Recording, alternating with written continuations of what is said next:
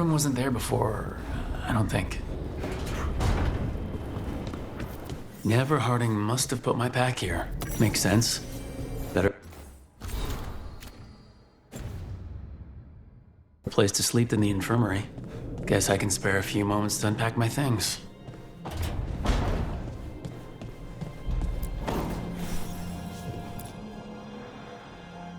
Every time I look at this, I can hear that little girl thanking me for saving her village from Darkspawn. She said that since the Grey Wardens didn't have griffins anymore, I could have hers. If I hadn't been there, I'd never have met Varric, and never had to deal with the First Warden complaining I ignored orders.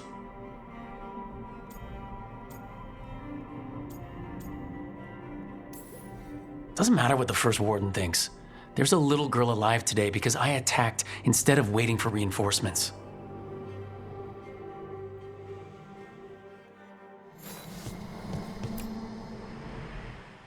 Varric and his life lessons. I asked him how we were supposed to stop Solus, and he gave me this. Take a long, hard look in it, kid. It'll always show the face of a hero who can get it done.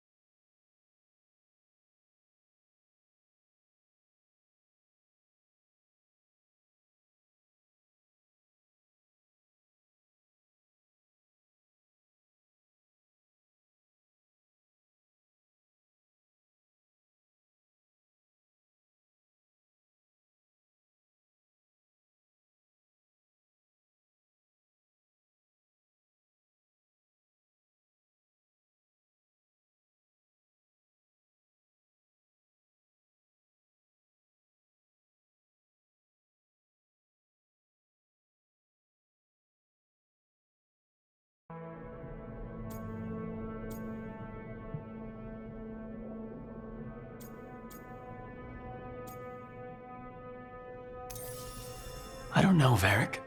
Catching my reflection still hits hard some days, but knowing who I am is worth it. And every day when I look in that mirror, I'm closer to seeing the man I want to be staring back.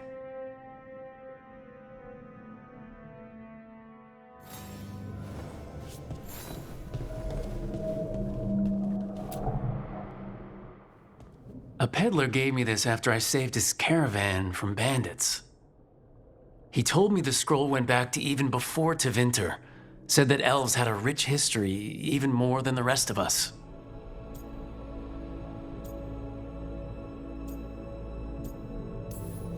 We've got a culture that's lasted thousands of years. Good to remember everything we've done.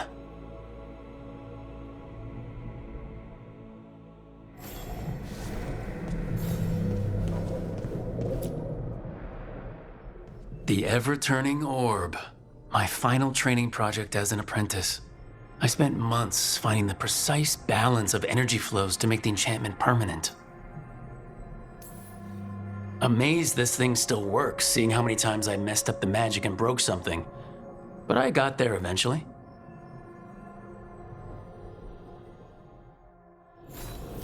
Right, that's better.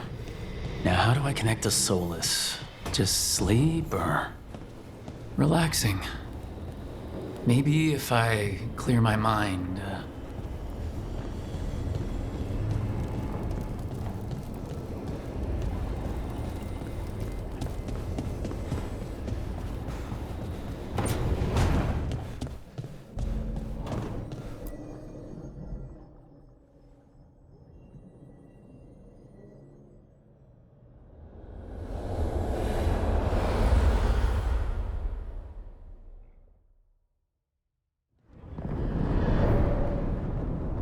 Back so soon. It must have been worse than I had thought. Hello, Dreadwolf. But perhaps I am mistaken. You may be here to correct me, to tell me that my concerns were unfounded. I am, after all, remembered as the god of lies, treachery, and rebellion.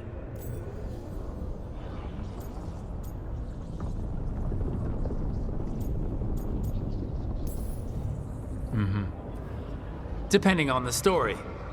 And what story shall we tell now? I need to know what the gods are planning. You are asking for knowledge no mortal in this world is privy to. If I am to share it with you, I need to know what makes you the right person to lead the fight against Algernon and Gillenane. Someone has to do something. I may not be the right person for this job, but I'm the only one left. So your call to action is that any attempt is better than none? Back in the Grey Wardens, I was with a group of recruits outside this village dealing with the Darkspawn incursion. Our orders were to wait for reinforcements, but we knew that by the time they arrived, everyone in that village would be dead. So you led your team of recruits in any way, collapsing the tunnel and saving the village. How'd you know that? You helped Varric pursue me for the better part of a year. It would have been foolish not to learn about who was hunting me. Then you know that if someone has to make a call, I'll do it. I suppose I was not so different when I started. Started what? My rebellion against the Evanuris. The Elven Gods, as you call them. They wish to reclaim their dominion over this world. To accomplish that, they will need two things. First, the Blight. What exists in this world is a bare fragment of its power. The rest is imprisoned, until they release it.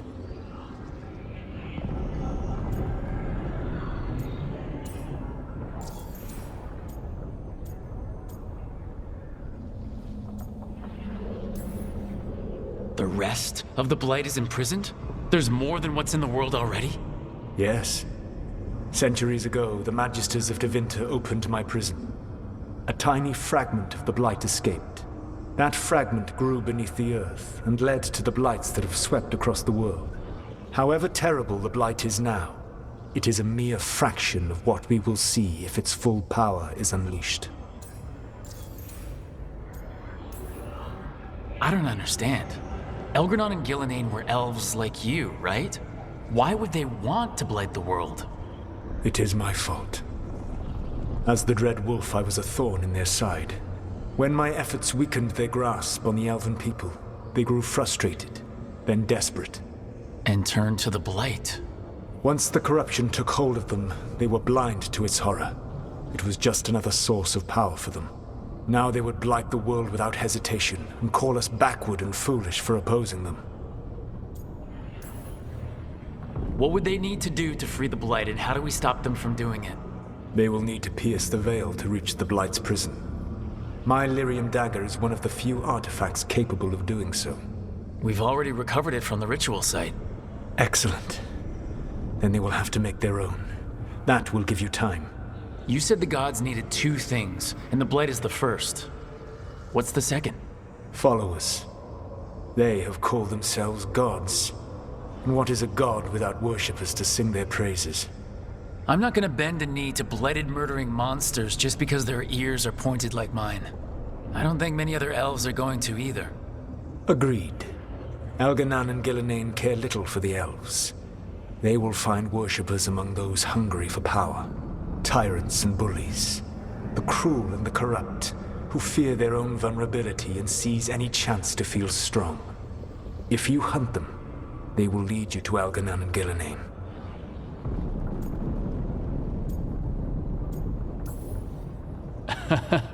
You want me to pick fights with tyrants and bullies?